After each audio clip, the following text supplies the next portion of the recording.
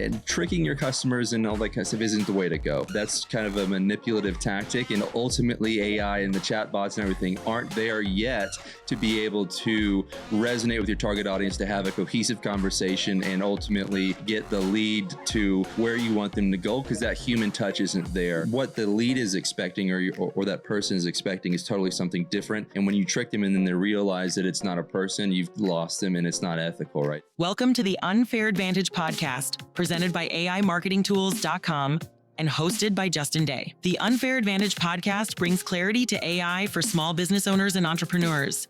Using our no-nonsense approach helps you understand how to take AI and make it the MVP for your business. And welcome back to another episode of the Unfair Advantage, where we break down the complicated mess that is out there for AI and make it as simple for anybody to understand and actually take action with it to make an impact on your business. Today, we are going to be talking about the ethical nature of AI, why it matters, what you should keep your eye on, and where it's going. There's a lot that we can cover, so let's dive right in.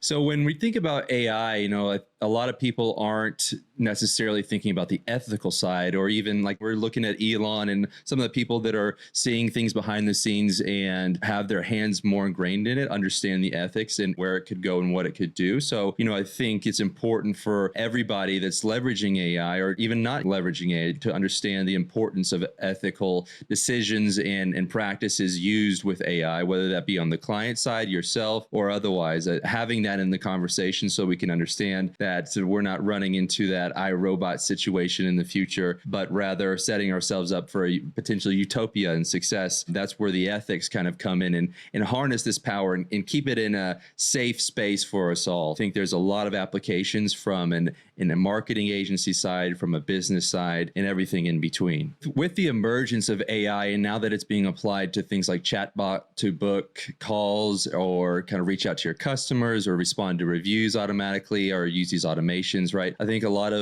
younger entrepreneurs or just people that are getting started are looking at using it to not necessarily trick customers or leads, but make it seem like it's you and really try and take your body out and put it out and you put your brain online. And tricking your customers and all that kind of stuff isn't the way to go. That's kind of a manipulative tactic. And ultimately, AI and the chatbots and everything aren't there yet to be able to resonate with your target audience, to have a cohesive conversation and ultimately get the lead to where you want them to go, because that human touch isn't there. And that's on an ethical standpoint that, we really kind of are hard pressed about to understand and leverage that. We always, when we're using AI customer facing, we always let people know. So for call booking, what we do is say, hey, this is Justin's AI bot. I'd love to book a 10-minute call with you. That way people automatically understand who they're talking to, what they're talking to, and they don't have to get into these long conversations that definitely get away from you after a few messages. So it's being at the forefront and honest. And if you don't do that, people will pick up now. Like, people are starting to get an understanding of what keywords are associated and what that sounds like. So ultimately, you're kind of digging a hole for yourself. But I think if you let people know that you're using it, let them know when it's being used and how it's used, that actually gains more trust and intrigue and interest. So use that as a power to be honest, forefront, and ethical with it, and not something that you're trying to just kind of manipulate and try and skip ahead and use these tools in ways that they aren't meant for. So I think really honing in on not overcomplicating it, using it as intended, and being honest, you're going to be off to the races. Integrating AI into our clients and our companies, we've been able to see what it looks like before you ethically use it and after. Now, when I say before we ethically use it and after, not that we've egregiously gone after it and used AI into manipulating people, but we have, during the beginning stages, leveraged it in a way where we thought that, okay, we can train our bots with all these intents and go through these workflows and go through all of these trainings and FAQs, and we've got this amazing bot that's all trained, and we're ready to just let it rip and go on autopilot. And then when we go review their conversations, the back and forth, it gets away. It just does, because AI is not there yet on the chatbot side. And the thinking behind it is like we know that we can brain dump ourselves and put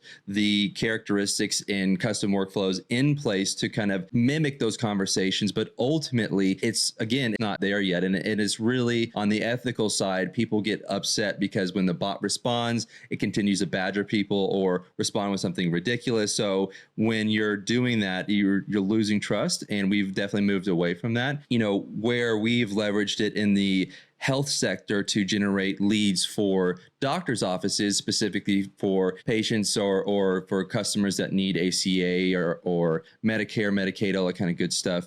What we've done is gone ahead and we let people know that this is a chat bot and we're here to help. Let's book a call so we can get you online with an expert or immediately get you hooked up with the right person. I think ethically that's the best way to do it, and people appreciate that because we've seen that flip side where people get upset and we see all the crazy responses from some of these people, and rightfully so. I mean, just imagine, I think what resonates with me coming as a 90s kid, when I'd get a telemarketer call, it'd be over after night and it'd have a long day. And I remember sometimes my dad would answer, be like, get the fuck out of here. Why are you calling me at this late at night? And it's the same kind of thing. Same kind of practice, like what the lead is expecting or that person is expecting is totally something different. And when you trick them and then they realize that it's not a person, you've lost them and it's not ethical, right? But when you tell somebody that this is a bot, we're forefront, and then you get on the call with them, they appreciate that because you've let them know what this is, what process we're going through, and that, hey, we've got your back and these are the tools that we're using to make sure that we can get you to the right place. And that makes a huge difference in building trust and authority and ultimately breaking down barriers and objections. So leading with that is always a winner. So when we back up here and look at the 10,000 foot view, there's a bigger picture and a really strong presence of concern on an ethical side that we need to be aware of, cognizant of, and working towards, so that we're not just letting this powerful tool impact our lives in a negative way. The biggest way that I see, that is an issue and currently is and needs to be, talked about more is, how are we leveraging AI from a data perspective? Because AI is able to read data at a massive rate. I think now they're starting to play with that at a quantum level, which is just gonna be insane. When we pair a massive powerhouse of data comprehension and analysis to do predictive things, that what's already doing, right? That's what ChatGPT and all these other models are, is predictive things. We're pairing that and understanding humans at a very deep level. There can be some sinister stuff that comes out of that. Not necessarily we're talking about the deep dark web and all that kind of good stuff. We're talking about the scary stuff is like the predictive, like this feels like they're in my brain listening to you. We can't confirm that, but it probably is. I don't know. That's the kind of predictive stuff that AI is doing. And it's leveraging the AI in a way to mass market kind of in a weird way, in a manipulative way that's just not genuine and unethical, because at some degree, AI is going to have so much data on us, which it already does, that imagine a data leak, that just happened this last weekend with AT&T. Imagine all of these things getting paired together and some mastermind that's a villain, right, from a James Bond movie is just sitting behind a screen, just like, oh, I can't wait. I know everything about everyone. And ultimately, it's the Skynet kind of concern. And I think these movies and these thoughts are put out there because they are an actual real concern, and not applying ethics, or at least having some checks and balances, unleashes that potential, which is terrifying for everyone. And I think, without an ethical committee, without an ethical oversight on how it's being used and how we are providing that insight and providing these tools, that it can get away from us. And it's becoming more and more alive, right? The AGI side of it is coming out, where sooner than later, we're going to have AI talk to AI and AI run the kind of internal things that we're kind of manually doing now. So the next steps are going to be a little bit more scary, because it's going to have a lot more power. You have more power, more data, more computing power, all that kind of good stuff. It's going to enable such an amount of data that's being processed that can be scary. So I think really making sure that there's a committee and an understanding and processes and balances like the FDA or something like that, where they come in, and obviously that's going to put a stop to a lot of stuff and progress. And it is going to put some things on the background, in the back burner, and it's going to limit some advancements, but rightfully so. If we don't do that, then what's going to come out of it? I mean, the sky is the limit. So the checks and balances are completely needed across the board. Another concern that we should all be aware of is the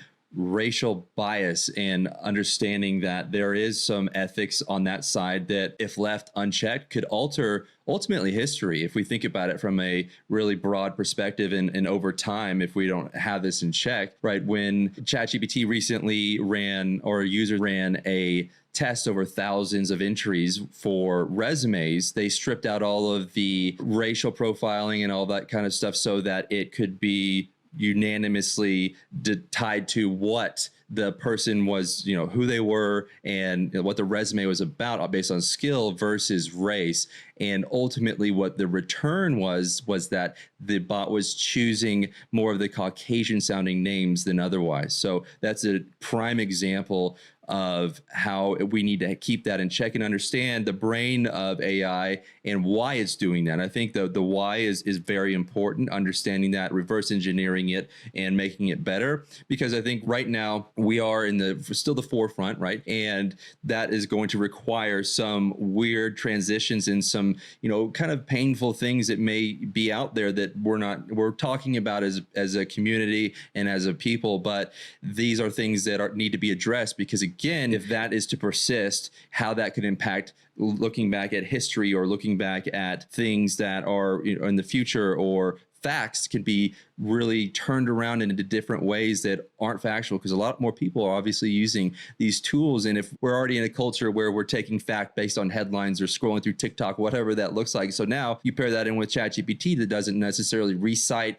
all of the resources, where it came from, what it's doing, and why, those become facts that become misconstrued. And in our culture, that can pop off really quick. That can be a blaze, and that can be something that really disrupts a lot of people in a very harmful way. And so on the ethics side, we really have to understand how this is working as the brain, so that we can move away from that and learn how to make sure that it's all in check. That's going to wrap it for this episode. Thanks for tuning in. Go ahead and do me a favor and smash that subscribe button, and do me a favor and comment below. What do you think about the ethics here? It's important that we bring this up and not ignore it. So while it's a sensitive subject, totally understandable, it is a subject that needs to be talked about and brought to light. Thank you for listening. Make sure to head over to aimarketingtools.com for your weekly dose of AI marketing tools that actually work and how to use them, where we simplify everything from A to Z to scale your business at the speed of light.